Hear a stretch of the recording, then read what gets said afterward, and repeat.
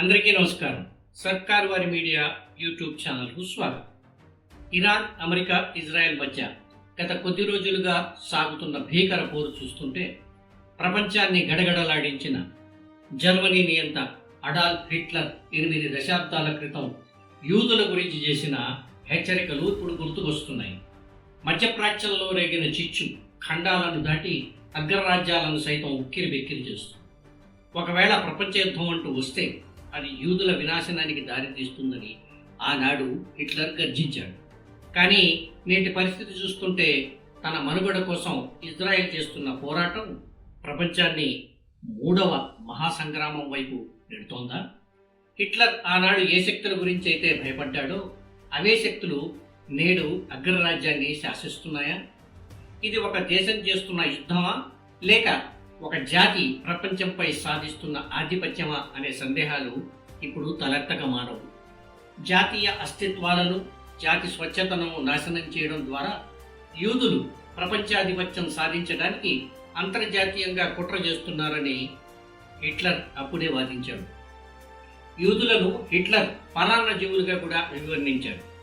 వారు సొంతంగా సంస్కృతిని లేదా రాజ్యాన్ని నిర్మించుకోలేరని, బదులుగా ఇతర దేశాలలో ఉంటూ వారిని దోచుకుంటూ చివరికి వారిని బానిసలుగా మారుస్తారని హిట్లర్ అప్పుడే హెచ్చరించాడు.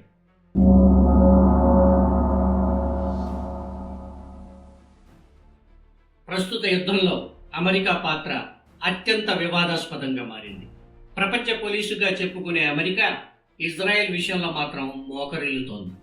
ఇజ్రాయెల్ ఎన్ని దాడులు చేసినా, ఎన్ని దేశాల సార్వభౌమాధికారాన్ని ఉల్లంఘించినా అమెరికా మౌనంగా ఉంటుంది. ఇక్కడే హిట్లర్ చేసిన ఆరోపణలు తెరపైకి వస్తున్నాయి. అమెరికా ఆర్థిక వ్యవస్థ, అక్కడి మీడియా, వైట్ హౌస్ నిర్ణయాల వెనుక యూదు లాబీ ఉంటుందనేది బహిరంగ రహస్యం. అమెరికా అధ్యక్ష ఎన్నికలలో ఎవరు గెలవాలన్నా ఇజ్రాయెల్ అనుకూల శక్తుల మద్దతు తప్పనిసరి. తమ స్వంత ప్రయోజనాల కంటే ఇజ్రాయెల్ ప్రయోజనాలకే అమెరికా పాలకులు పెద్దపీట వేస్తున్నారు.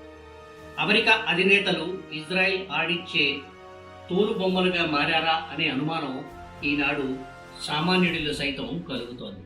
ఒక చిన్న దేశం ప్రపంచ అగ్రరాజ్యాన్ని తన అస్త్రంగా వాడుకోవడం ఆధునిక రాజకీయ వింత. హిట్లర్ దృష్టిలో యూదులు ఎప్పుడూ ఒక క్రమబద్ధమైన ప్రణాళికతో అడుగులు వేస్తారు. నేడు ఇజ్రాయెల్ చేస్తున్న దాడులు కేవలం ఇరాన్ను మట్టుబెట్టడానికేనా?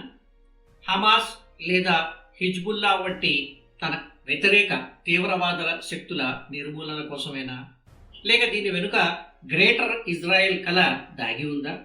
నైలు నది నుండి యూఫ్రటీస్ వరకు భూభాగం తమదేనని నమ్మే తీవ్రవాద శక్తులు ఇజ్రాయెల్ ప్రభుత్వంలో చాలా బలంగా ఉన్నాయి. పాలస్తీనాను తుడిచిపెట్టడం, లెబనాన్ను ఆక్రమించడం, సిరియాపై దాడులు చేయడం, ఇవన్నీ ఆ గ్రేటర్ ఇజ్రాయెల్ వ్యూహంలో భాగమేనా? మధ్య ప్రాచ్య పటాన్ని మార్చేసే ఈ కుట్రను హిట్లర్ ఆనాడే పసిగట్టాడా? అగ్రరాజ్యాల అడ్డతో పొరుగు దేశాల అస్తిత్వాన్ని దెబ్బతీయడం ద్వారా యూదులు తమ సామ్రాజ్యాన్ని విస్తరిస్తున్నారనే వాదనకు నేటి పరిణామాలు బలాన్ని చేకూరుస్తున్నాయి.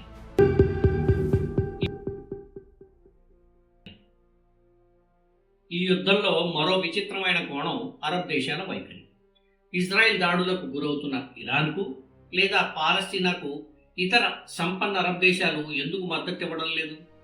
సౌదీ అరేబియా, యుఏఈ, జోర్డాన్ వంటి దేశాలు ఇజ్రాయెల్తో ఏనాడో రహస్య ఒప్పందాలు చేసుకున్నాయి. ఒకప్పుడు యూదులను శత్రువులుగా చూసిన ఈ దేశాలు నేడు ఇరాన్ను నియంత్రించడానికి ఇజ్రాయెల్ సాయం కోరడం చాలా విడ్డూరం. ఇది ముస్లిం ప్రపంచంలో చీలిక తెచ్చేందుకు యూదులు పన్నిన తెలివైన కుట్రగా కనిపిస్తుంది. ముస్లింలు ఒకరినొకరు చంపుకోవాలని, తద్వారా ఆ ప్రాంతంలో తమకు ఎదురు లేకుండా చూసుకోవాలని ఇజ్రాయెల్ భావిస్తున్నట్టు స్పష్టంగా ఈ పరిణామాలు తేటతల్లం చేస్తున్నాయి. మధ్యప్రాచ్యంలో చుచ్చుపెట్టేందుకు ఇజ్రాయెల్ ఏ స్థాయికైనా వెళ్తుందనే దానికి ఇటీవల ఆరామ్కో రిఫైనరీపై జరిగిన దాడే నిదర్శనం. సౌదీ అరేబియా ఆర్థిక మూలాలను దెబ్బతీసే ఆ దాడి తాము చేయలేదని ఇరాన్ గట్టిగా వాదించింది. ఇప్పుడు ఒక్కొక్కటిగా వెలుగులోకి వస్తున్న ఆధారాలు చూస్తుంటే అరబ్ దేశాలకు ఇరాన్ను శాశ్వత శత్రువుగా మార్చేందుకు ఇజ్రాయెల్ పనిన భారీ వ్యూహంగా ఇది కనిపిస్తుంది.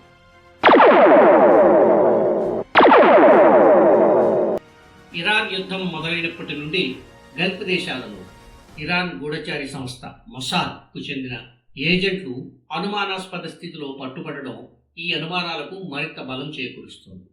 బహ్రెయిన్, ఖతార్, కువైట్ వంటి దేశాలు సైతం ఈనాడు మొసాద్ ఏజెంట్లకు అడ్డాలుగా మారాయి. టూరిస్టుల ముసుగులో వచ్చి స్థానిక అరబ్ యువతను ప్రలోభపెట్టి ఇరాన్ పైన, హమాస్ పైన నిఘా పెట్టడమే వీరి ప్రధానమైన పని. కువైట్ వంటి దేశాలలో ఇజ్రాయెల్కు వ్యతిరేకంగా ఉన్న ప్రజాభిప్రాయాన్ని మార్చేందుకు సోషల్ మీడియా వేదికగా ఇజ్రాయెల్ పన్నిన ఈ సైకలాజికల్ వార్కు అగ్రరాజ్యం అమెరికా పూర్తిగా అండదండలు అందిస్తోంది అనే వాదన కూడా ఉంది. ముస్లిం ముసుగులు, స్థానిక వేషధారణలో ఉంటూ దేశాల మధ్య చిచ్చు పెట్టడం, నాయకులను బ్లాక్మెయిల్ చేయడం ఇజ్రాయెల్కు వెన్నతో పెట్టిన విద్య. అగ్రరాజ్యం అమెరికా ఇచ్చే సాంకేతికతను వాడుకుంటూ గల్ఫ్ దేశాల భద్రతా వ్యవస్థలను మొసాద్ నిర్వీర్యం చేస్తుంది. ఒకప్పుడు యుద్ధాలు సరిహద్దుల్లో జరిగేవి, కానీ నేడు యూదులు పన్నిన కుతంత్రంతో ప్రతి అరబ్ గల్లీలోనూ అదృశ్య యుద్ధం సాగుతుంది.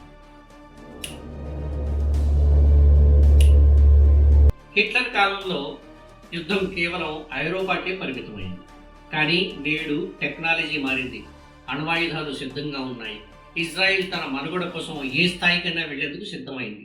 అగ్రరాజ్యం అమెరికా గుడ్డిగా సపోర్ట్ ఇవ్వడం వల్ల రష్యా, చైనాలు కూడా ఇప్పుడు ఈ వివాదంలో తలదూర్చే అవకాశం ఉంది. హిట్లర్ చెప్పినట్టుగా ప్రపంచ శాంతిని హరించే శక్తి యూదుల చేతుల్లోనే ఉందా?